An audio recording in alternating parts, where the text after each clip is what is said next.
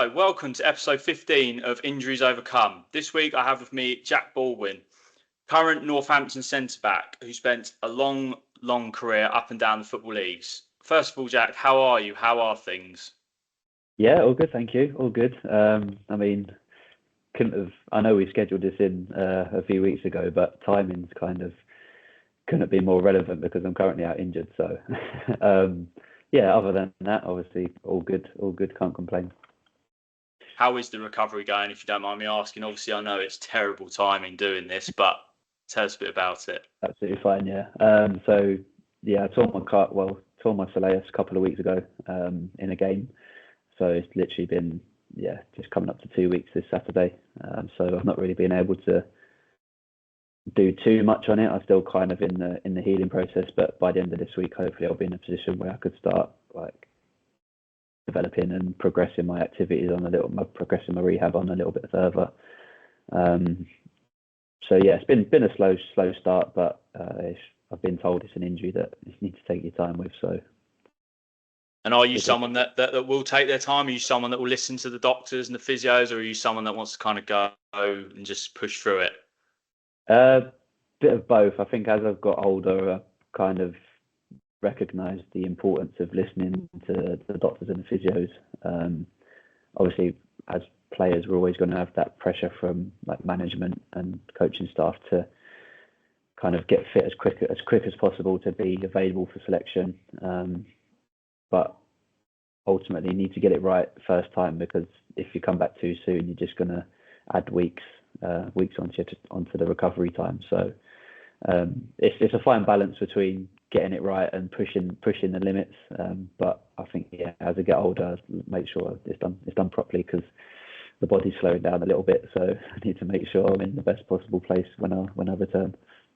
I was to say, you're only 31. You're not old yet. In football terms, you certainly got a number of years. In football terms, I'm probably slightly over the hill. I wouldn't say old, but slightly over the hill. So, I mean, we're jumping slightly ahead here, but talk to me about the feeling, maybe not just with this injury, but with injuries that you've had in your career in general, where you're told, or it sort of clicks in your mind that you know you're going to be injured. You're not sure how long for. It's all the uncertainty. How do you cope with that?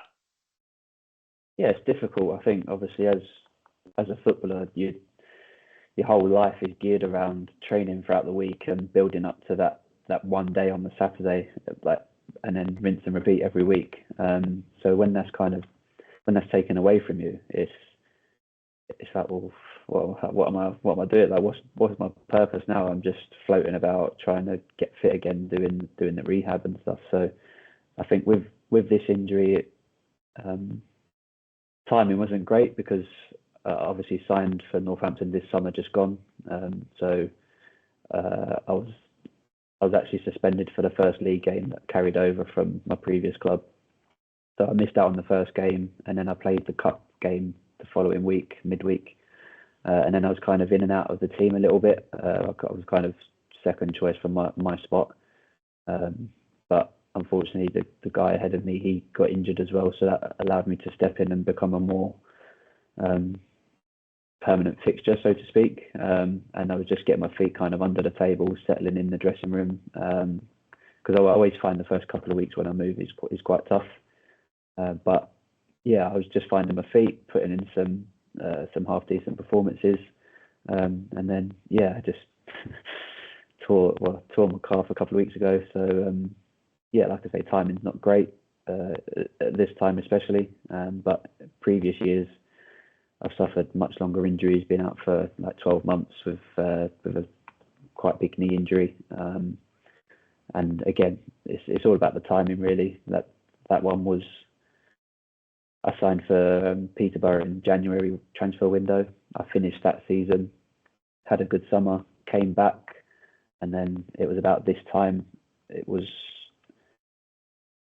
I'm sure it was the start of November, end of October, start of November, that I tore pretty much everything in my knee, and I was out for a year. So it was again, I was just signed for a new club, kind of settled in that kind of first period up until the summer. Came back ready to hit the ground running, and it was spanner thrown in the works again. It's I think for me the timing's always there's never a good time to be injured, and I think you always kind of look at the negatives as like, oh well, as I've just highlighted for me, so I've just got in the team, I've just started playing well, being consistent, and you always kind of look for the negatives all the time. So would you say then, looking back on your career, obviously I personally know you from Peterborough. I'm a fan like my granddad, so we've watched a number of games where you were there.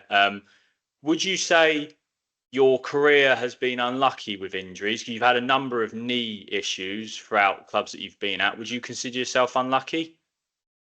No, I don't think so. No, I think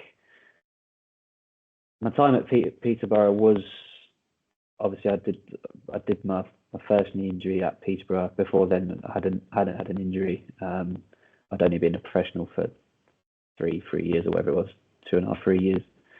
So that was kind of my first real big experience of being injured. And then coming back from that injury, I had a couple of issues with the same knee, kind of needing things cleaned up a little bit, tidied up, which is often the case. I think you find if you speak to players that have kind of a big knee injury, later down the line, there's always maybe little bits that need tidying up or repairing along the way. So I experienced that a couple of times, but then I wouldn't say I've been unlucky with injuries. I've had a few injuries that have set me out kind of 6 to 8 weeks, like this one. I've had a couple that have been probably 8 to 12 weeks, and then my big knee injury that kept me out for a year. But yeah, I think compared to some lads that I've played with and shared dressing rooms with, I think I've been relatively lucky with being fit.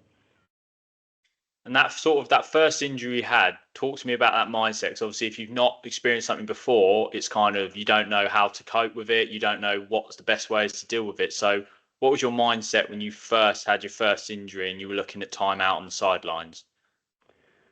Yeah, so it was a pretty mad experience, because when I got injured and I was on the pitch, I think it was about 10 minutes before half time that I actually got injured, and the physio came on and he like moving my knee about and doing all the tests and stuff. And I think I put it down to like the adrenaline of a game and getting injured and your body going into a state of shock. He was doing the tests and stuff, and he was like, he said to me, like, I think you might have got away with it, kind of thing. So I was like, oh, right, okay, that's not too bad. So I went off on the sideline and I was hobbling up and down the sideline, and I'm quite a proud man. So I don't like coming off if I feel that I can kind of get through something. So I ended up going back on, and I remember I couldn't really run, and like my leg was like kind of giving way underneath me. So I knew I had to come off literally a couple of minutes before half time, and then so I knew I was injured, but with the way that I was speaking to the physio at the time, it was being portrayed as that it wasn't going to be as serious as probably as it turned out to be. So we had to wait for the swelling to settle down, and before I could get a scan. And we ended up getting the scan, and then a few days later we got the results back and the report, and I was actually out for a meal with my family. It was my dad's birthday, and I got the call at the table while we was eating dinner. So I excused myself and took the call, and he delivered the news that I tore my ACL and damaged my MCL, my LCL, my hamstring, where it runs down behind your knee and attaches onto like the back of the shin bone, or one of the lower leg bones, that had came off the bone as well, and I had meniscus damage. So I had pretty extensive damage in the knee, and just kind of felt a bit numb. Like I was out celebrating like with my dad and like my family, and then I got delivered this news. And I think although it was horrible to hear it while I was out with my family, it was really a good time to receive the news, because I was distracted and kind of put it to one side initially, and then it wasn't until kind of that later that week that it kind of sunk in that I was going to be missing a lot of football time.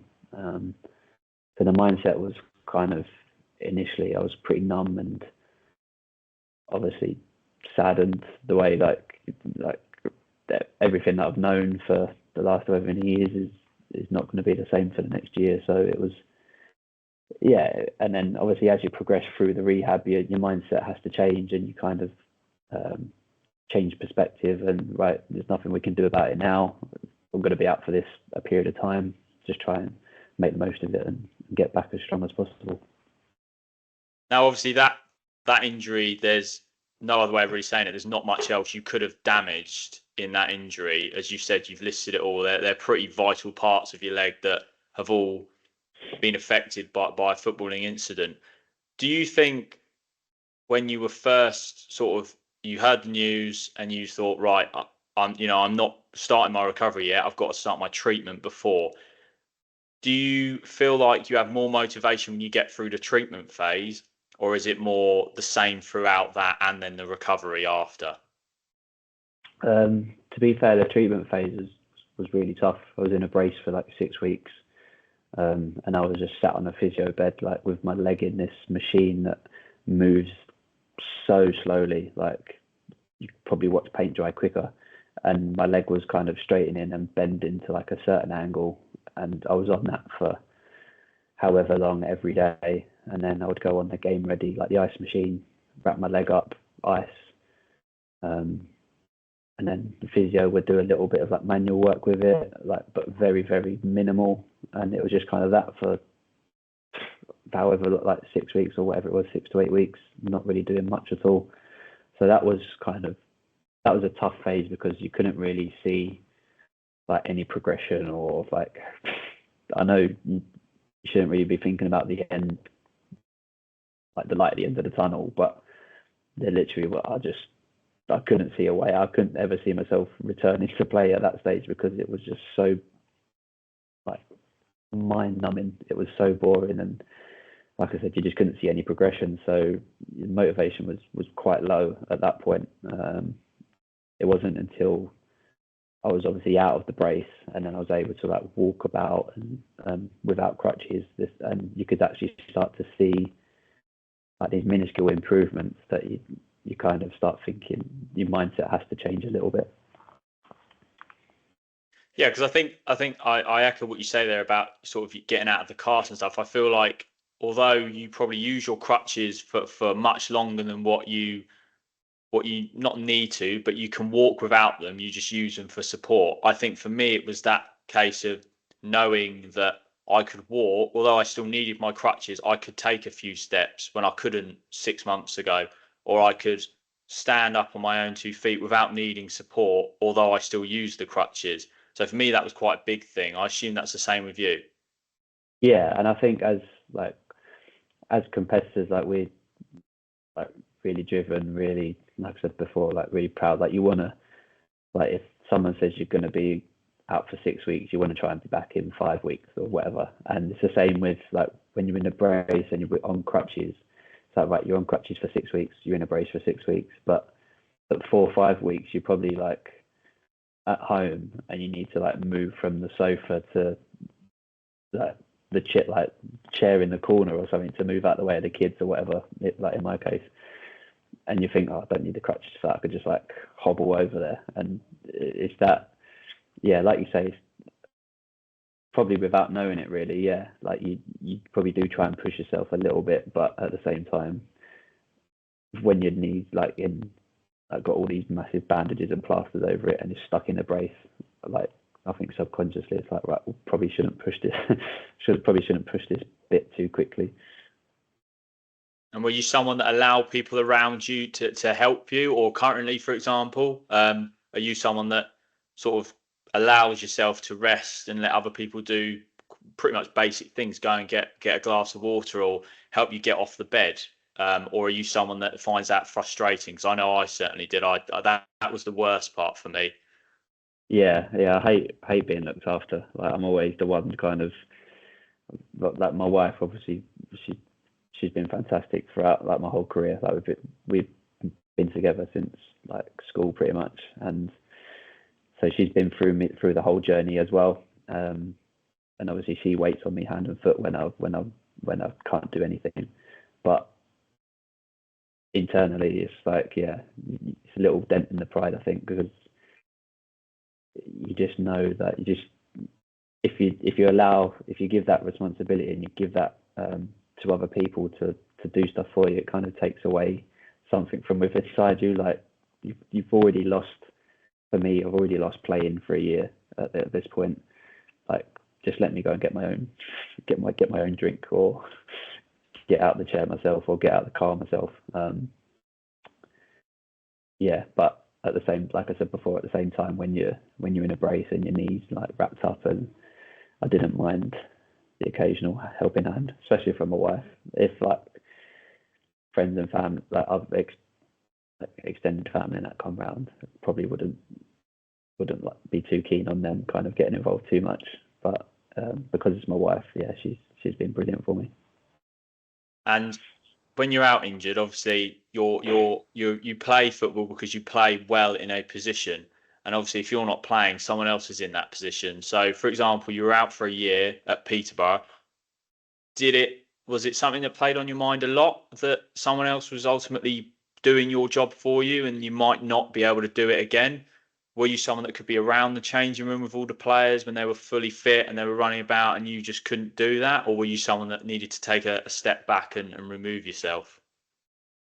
No, I think especially in the earlier stages, I wasn't looking at players playing ahead of me or whatever that were playing in my position.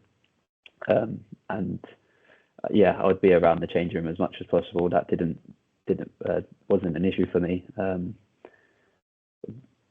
Even when I'm fit and there's players playing ahead of me, like I'm still one of the number one fans in the dressing room. But I still want everyone to perform well, and because ultimately the team do well if the lads are doing well. I never prey on the downfall of anyone that's playing ahead of me, because ultimately we're, as cliche as it is, we're all in it together. And if those lads that are playing ahead of me are playing well, they obviously deserve the space, and it's up to me to work hard to get that back. But also, if they're playing well, it means the team are doing well. We're picking up results. We're climbing the table. Whatever the targets are that season, we're getting closer to those. So yeah, I would always try and stay around the dressing room, just to feel a bit of normality, really, more than anything, because you're stuck away in the physio room for hours on end when the lads are out training, and then you've got all the away trips where they're on the bus for hours together, and you just miss being a part of it, really. So whenever I could, like lunch times and things like that, and we'd all go sit in the lunchroom together, and be around it as much as I could, because physio room can be a boring and lonely place. And obviously the physios are there to help you, but ultimately they're going to be 100 times more cautious than what you're being about your injury. So was there ever any time where you sort of had disagreements or you had fallings out, or were you quite okay with the physios being overly cautious, or was that a struggle period?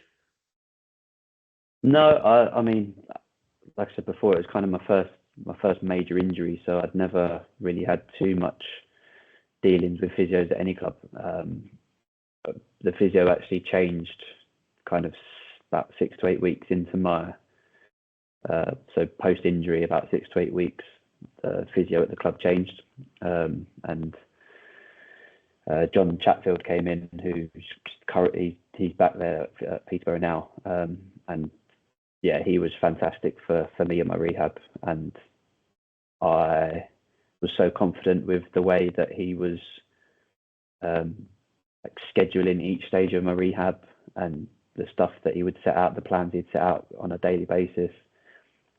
And then when I was in a better mindset, he kind of sat down and produced this document to me and said, like, this is each stage of return to play. And we was still months away.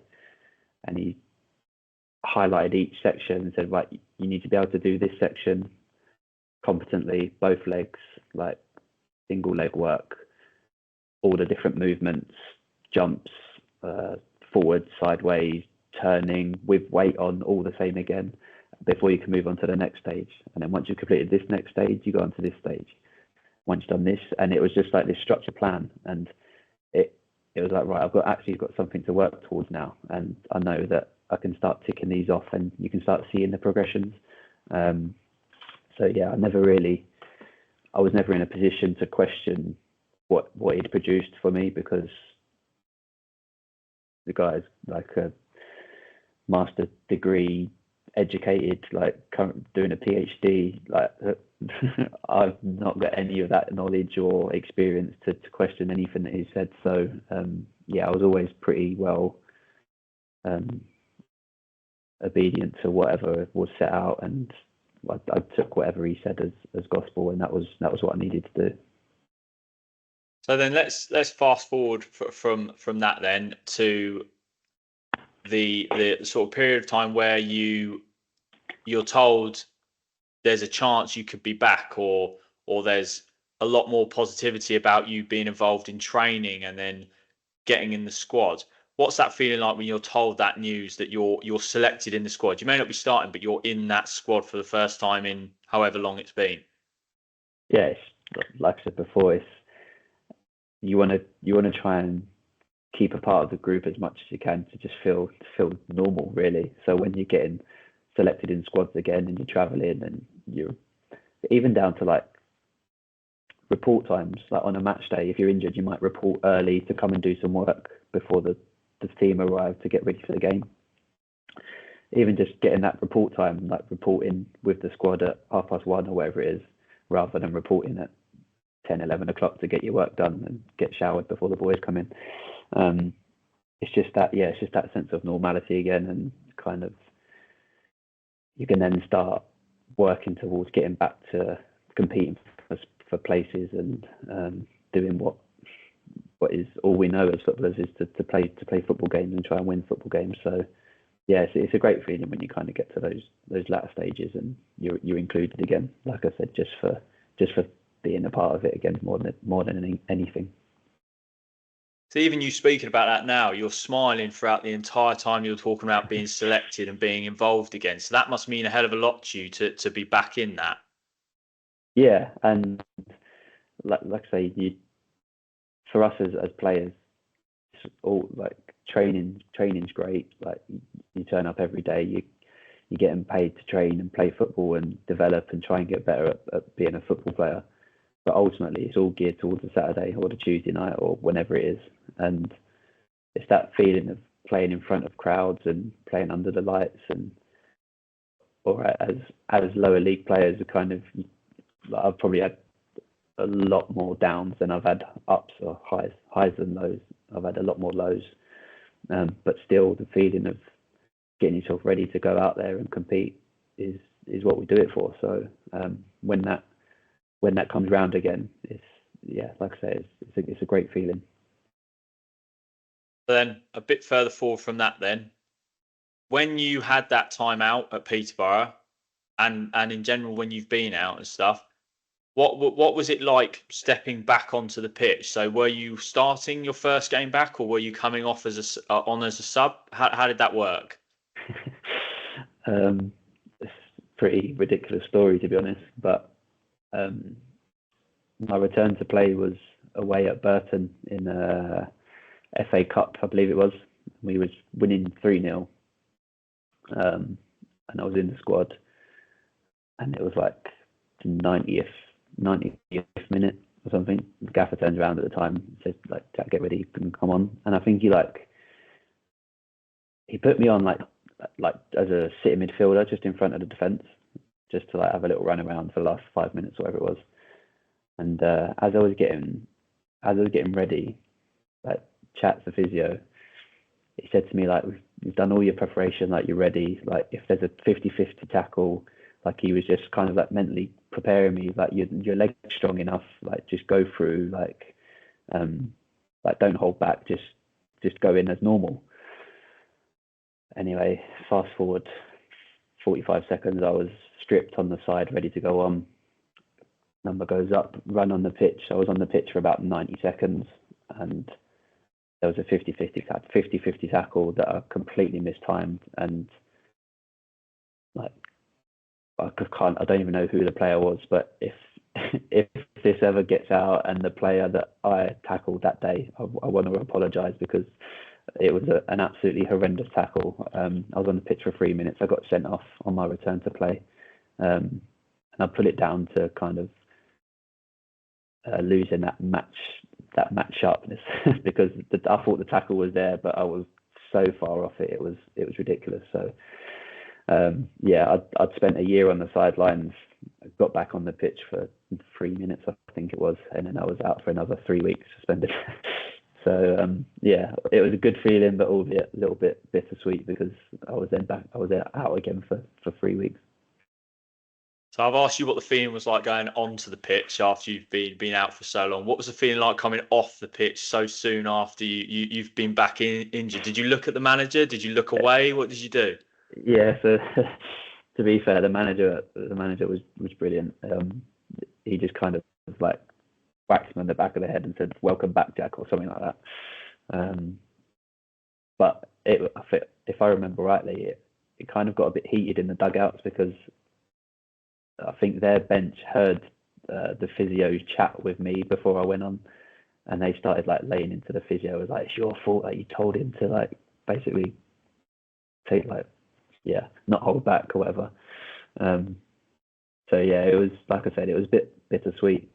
The lads, it was a good result. We won the game, and I got back out on the pitch, but ultimately I was then back out for 3 weeks with a suspension.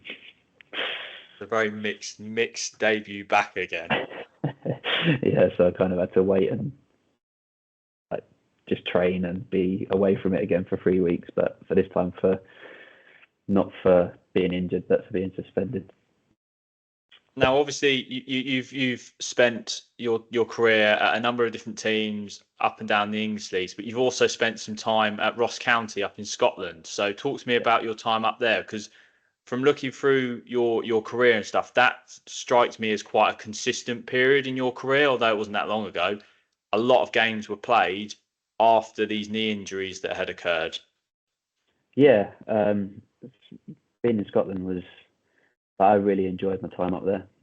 Ross County is a fantastic club, fantastic people, and it's a club that I'll hold close to my heart for a long time, because after leaving Peterborough, I went up to Sunderland, went over to Salford, went down to Bristol Rovers, and I was at each of the clubs for a year, and I kind of was feeling a bit unsettled and a bit disillusioned with football. I wasn't really like enjoying it too much. Obviously, when I was at Bristol Rovers, we had a horrendous season. Ended up getting relegated.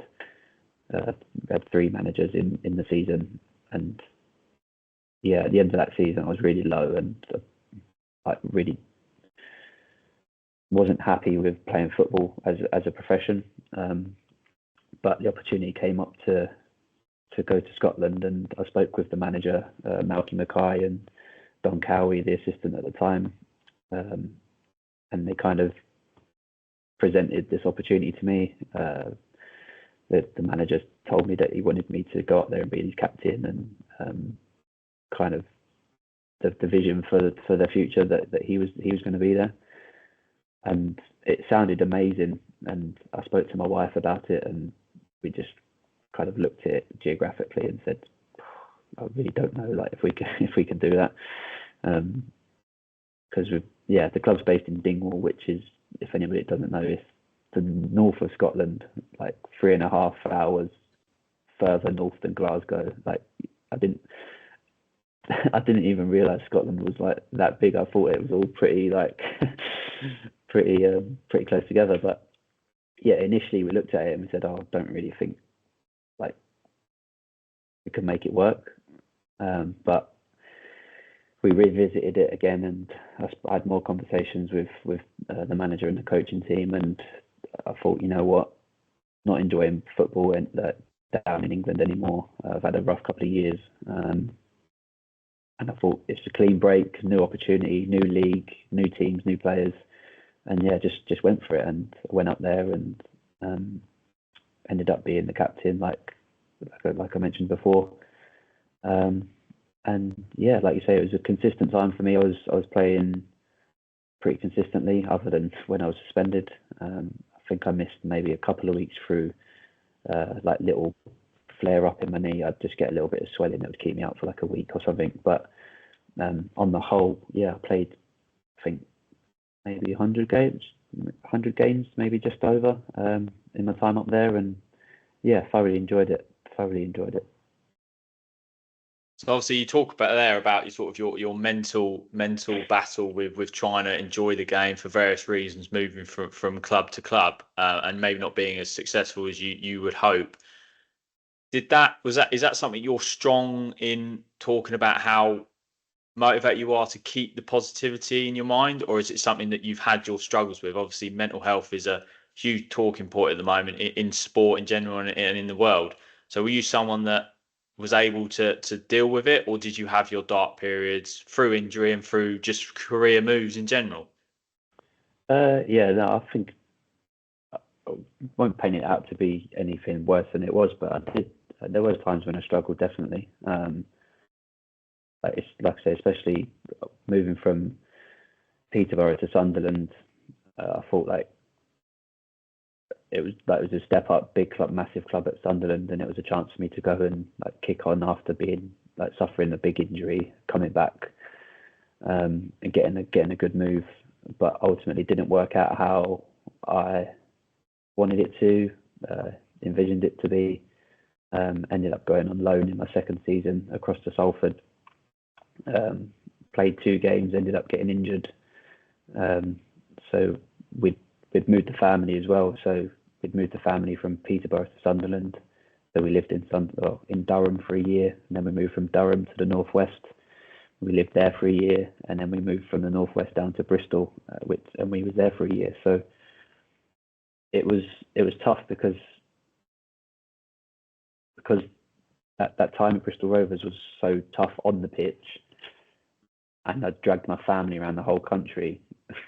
And my daughter had like, she started school in Sunderland, like when we was at Sunderland. That was her first year at school, so she had 3 different schools in 3 years. And I was going through a rough time on the pitch, and I'm thinking like, what, like in the grand scheme of things, I'm dragging my family from pillar to post for me to just run around the pitch, like get abused by the fans, lose football matches, like what is it actually like? Is it worth it? Like, what am I doing it for? Like, I could just go back home, like get a normal job, and family will be settled, and I wouldn't have to deal with all the shit really. But you float between the two, and as I said before, as competitors were quite proud and quite driven, and it's like, well, I float from that mindset to no, like I deserve to be a football player. I've put a lot of effort and worked hard to be in the position where I'm at. Like, I deserve to stay in the game and try and kick on again and do well. And then that would last for like a couple of weeks. You'd have a couple of good games or whatever. You pick up a win and you're back up at this level. And then come crashing back down to earth. You get turned over 1 week. Manager has a go at you, and the dressing room's a really low place to be. And then you go home and like just looking at your family who have just been through all this with you, and it just kind of rinses and repeats again. So yeah, I did have some dark periods. Like it wasn't plain sailing, and that's ultimately why the decision to go to Scotland was. In the end, it was an easy decision once we'd parked all the where it was geographically. It was a clean break. It was moving away to a lovely part of the world. Like the Highlands of Scotland is an absolutely amazing place. I'd recommend anybody visiting to visit. It's fantastic. And just to kind of reset that mental game, really, more than anything. And obviously social media is such a big thing in football now. You've played throughout the development of social media and how much of a voice it's got. Were you ever someone, or are you still someone that looks on there and gets affected by what people say? Because what you see a lot of players is if they're injured and stuff, you see a lot of comments, "Oh, injured again," or "Oh, he's out," and you almost sat there thinking, "I'm not choosing to be out. I'm not deciding, right, I want to be injured for however long. I want to play football. It's my job. Are you someone that's affected by those comments? Do you not read them? Like, what's your opinion on it all? Yeah, so in the early days, I'm not shy to admit that I did look on social media quite a bit. I think my route into football, I kind of come through the non-league route, and I wasn't in an academy, so getting my first professional contract was amazing, and I wanted to know what everybody thought of me, and I wanted, like, when I'd play a game, if I played well, I'd love to obviously see all that kind of external recognition come in, but equally when I didn't play too great, it was like, for some weird reason, you want to look at that as well. But thankfully, as I've got older and wiser, it just, like, obviously I do have social media, and if you've got it, you've got to expect to get comments to come through on a pretty regular basis. But now I'm at a stage where if I see it, like, I don't actively look for stuff anymore. If I see any negative comments, I try and, like, actually makes me giggle, and, like, I try and have a little bit of fun with it. Like, I got a bit of abuse when I was in Scotland, and this guy was telling me, like, I had, like, big nose that was the size of the Eiffel Tower or something crazy like that, and I just, like, Imaginative. Yeah, so I just, like, reposted it to my story and just had a little chuckle, because ultimately I think if people are kind of filling their time with that, then not much can be said for their personal circumstances. So yeah, I mean, I don't actively look for anything anymore, but inevitably you're probably going to come across a few comments here and there, and let's try and have a bit of fun with it now. And do you think your family have coped well with it? Because obviously what is said about you will ultimately affect them as well. So have they ever had moments where they think they're struggling because they've seen so and so say this, or they've seen all of this stuff online? Yeah, I think, like, my wife, again, in the early days, like, my wife would see stuff, and it affect her, and that the comment I was on about when I was in Scotland, like, my sister, like, messaged me afterwards, and she was raging. I said, like, her name's Lindsay. I was like, Lindsay, it's just part and parcel of it. Like, you can't affect it. Like, they're gonna say what they want to say. But yeah, it does have its effects on the family as well, because to the point where I would send my wife to the shop if we got turned over at the weekend, because I didn't want to be seen, like, anywhere in public or whatever. And, like, as I said before, she's been brilliant with my journey, and being on that ride with me, and being so supportive, and yeah, she's been great. But she's definitely felt the effects of it as well. Yeah, I can imagine it is hard, especially if you've got no control over it. And social media can be a great place, but also a not so great place.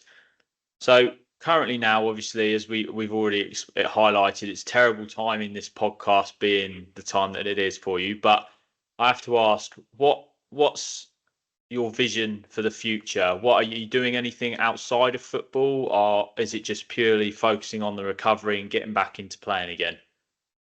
Yeah, so whenever I've spoke to, like, podcasts like this or done interviews, I've always spoke about that injury at Peterborough. Kind of triggered something in my mind where, like, the surgeon said, like, 15 to 20 years ago, you probably wouldn't have returned to playing football with a knee injury like that significant.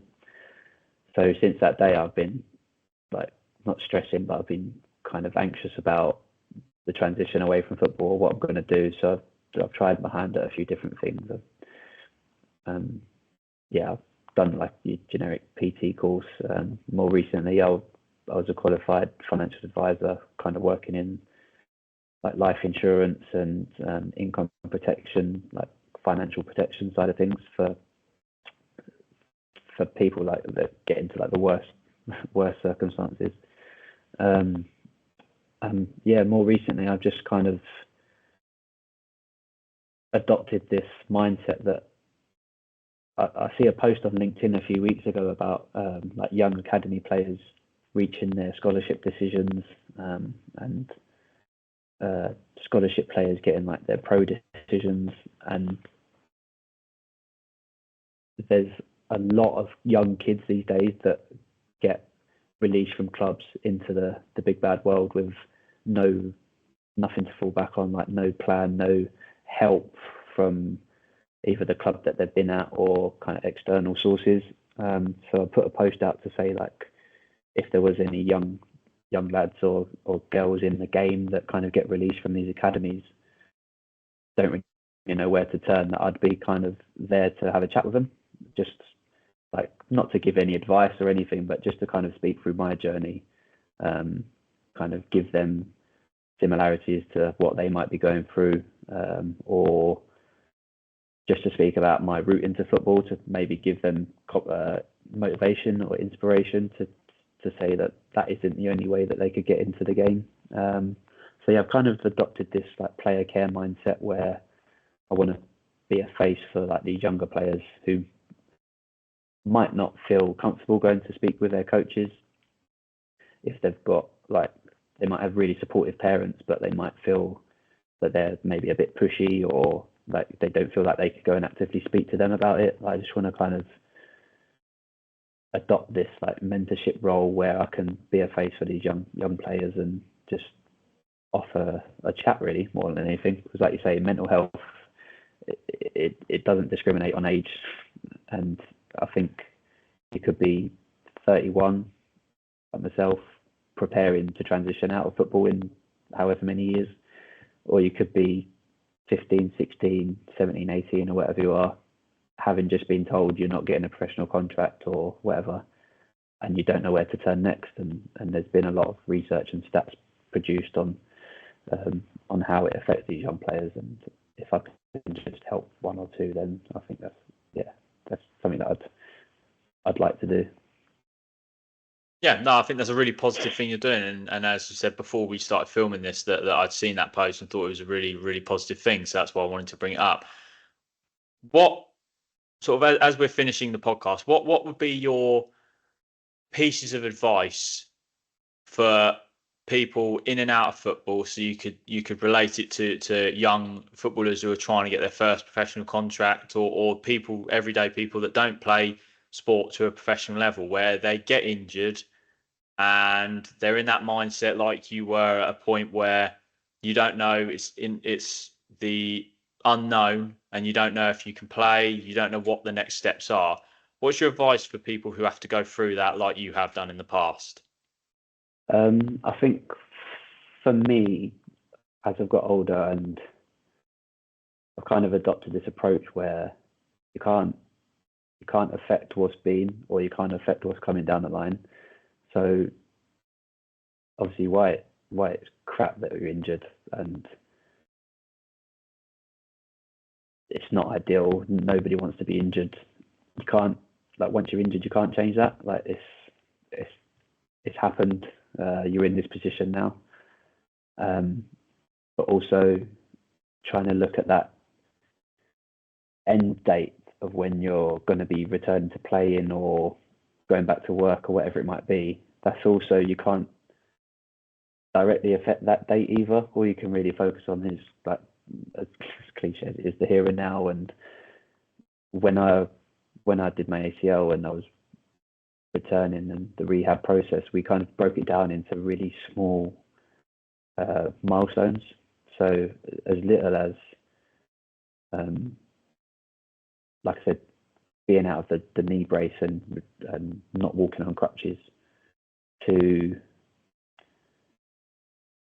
like being able to do a body weight squat, to be able to do a lunge, like, just like, I know that's very sports specific, but just to break it down into really small milestones, that while you're not looking at the full 6, 9, 12 months, whatever it might be, you'd maybe looking at 2 weeks. So you've got a reachable target in mind, something for you to focus on. Because I think, like I said before, as a football player, everything's geared up towards that Saturday. That's your focus for the week.